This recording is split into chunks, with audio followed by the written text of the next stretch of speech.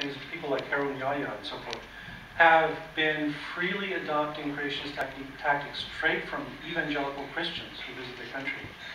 Turkey in particular is a hotbed of this because there are all these Christian expeditions to Turkey to find Noah's Ark.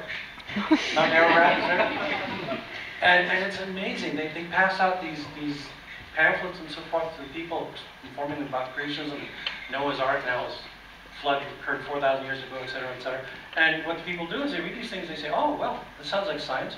But of course, Islam is the true religion, so we just have to adapt this to our Muslim faith, and it all works. And so, yeah, when you read Harun Yahya, it's just like reading Christian creationist tracts. Yeah? I'm a big YouTuber, and I enjoy a lot searching for new YouTubers. I would like, especially, I like Aaron Ra and atheist experience and so forth. Do you have any recommendations? What do you like about YouTube? One of those other mediums. Yeah. You know, I mentioned blogs, but there's lots of other strategies out there. And YouTube is a really hot one. I often say that I have a face and voice for blogging, so I haven't made very many videos. But yeah, there are good people out there. Let's see, Aaron Ra, of course, I've already mentioned. I'm trying to remember his name. Non-stamp collector. If you just type evolution into, you know this, that's all over the place. Yes, what you'll find is, and the Richard Dawkins Foundation, for instance, takes many of their videos and puts them on there, which is kind of how I end up on YouTube. It's not my intent, but other people put my face in there. So yeah, you can find lots of resources there. You know, if you don't want to read, you can watch TV, which really works well with a lot of kids. Yeah, that fits in with the message I'm trying to get across here, is that we've got to take advantage of these new media. And that's how we'll get the message out there. That's how we're going to inform people, is because they can get on YouTube and they can find Kent Hovind's videos. But when you go to Kent Hovind's videos, what you find underneath those is a whole bunch of replies to Kent Hovind, which are scientists and people who are popularizing evolution who are replying to him. So it's a very democratic medium. It can work out very well. So are you on YouTube? Did you want to give a plug? Oh, okay. Here. Okay, there, yes. Do you have anything to say about,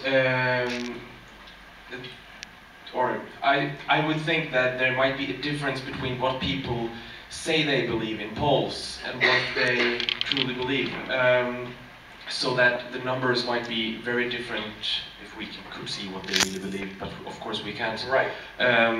Do you have anything to say on that? Yes, that's actually one of the points I made when I told you that there's 44% who believe in creationism. I also told you that this is a fairly fuzzy number. That if, for instance, you talk about dogs instead of humans, it shifts all over the place. But also you can just do things like give people information. Students come out of my, when I teach introductory biology, it's in the United States, so a lot of my students are creationists. But a lot of them emerge, not necessarily turned into raving radical atheists, but they turned typically into Christians who appreciate that there's really good evidence for evolution. And that works. It makes a difference. That it makes a huge difference simply for them to hear somebody saying something other than what their preacher says. As I mentioned at the beginning, this is our issue, is they go in every week and a preacher is telling them one thing, and they never hear our views unless they turn on Richard Attenborough on TV or something. It's difficult. And in the United States, even, they dub over Richard Attenborough to get rid of the evolution stuff.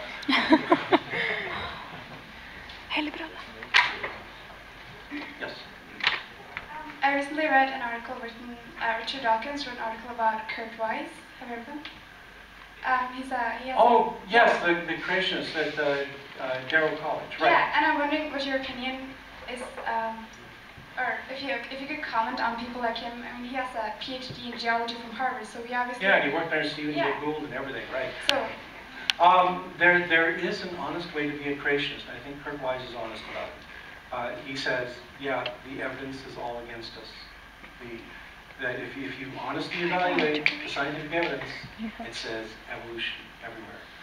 And what Kurt Wise is infamous for doing is, he said, I've been trained all this stuff, I know all this science, but because I feel God in my heart, I reject it.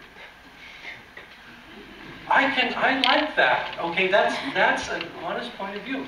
That, you know, I've often gotten into arguments with people. You know, they'll be talking about Noah's flood, and they'll be throwing all these pseudo-scientific rationalizations about vapor canopies and hydrogen condensing, and it's all complete nonsense. And I tell them, you know, all you have to do is say it was a miracle from God,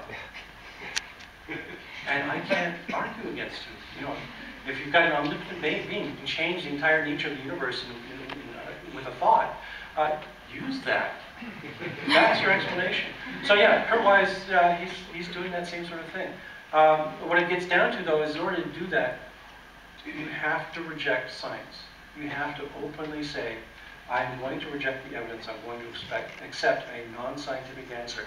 And the modern-day creationists do not have the courage, in most cases, to do that.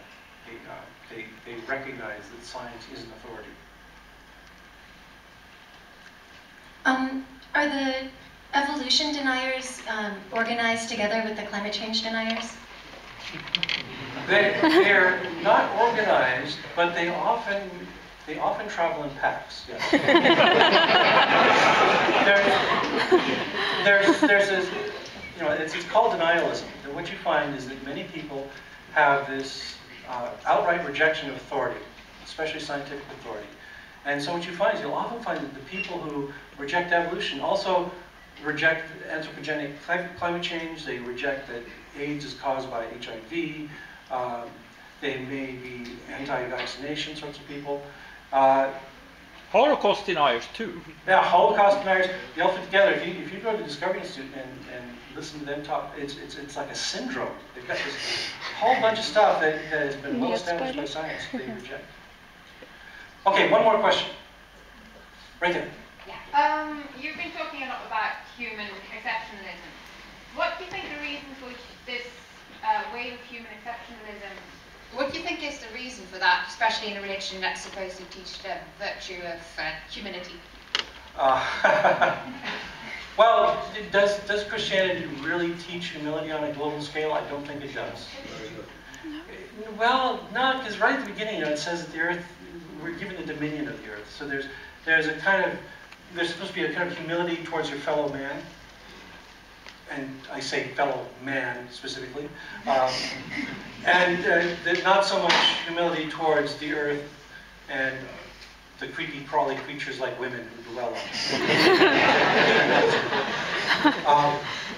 But yeah, the exceptionalism part is really dramatic, especially if you get into conversations with people who are endorsing these ideas, is that often they're quite willing to go along with scientific conclusions about various things other than human beings.